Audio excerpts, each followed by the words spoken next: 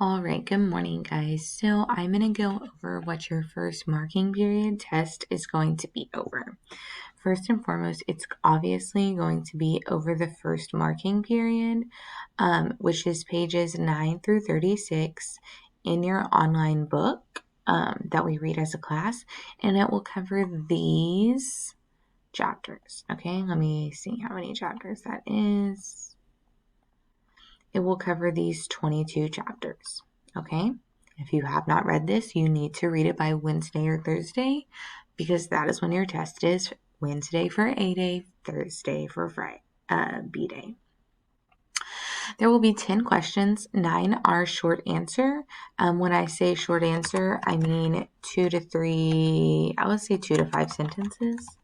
I say how many sentences are required for each question, and I'm looking for that. I'm also looking for, grammar, capitalizing letters at the beginning of things, putting proper punctuation. You are a 10th grade pre-AP student. You should be able to write correctly. And then, like I said, 9 are short answer. 1 is placing events in the order that they happen. So, I literally wrote out, I think, 7 events that happened throughout those 22 chapters, and you just put them in order. So here's a question breakdown over notes, regarding what is being asked. 1 is a setting question. You can look at the notes on slide 33 of your notebook. 1 is a diction question. Again, notes on slide 33 of your notebook. 1 is a character question. Again, notes slide 33 on your notebook.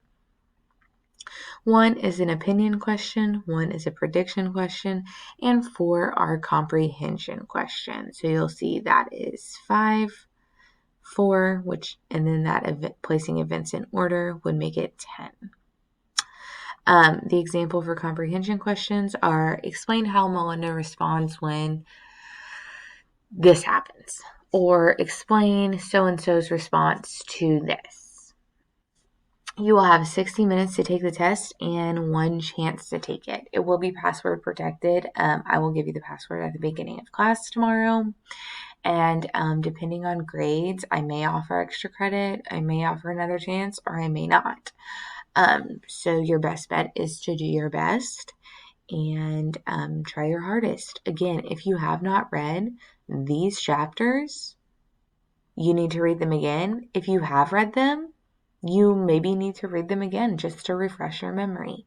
Because like I said, you only have an hour and you have all these different types of questions that are addressing all of these different things.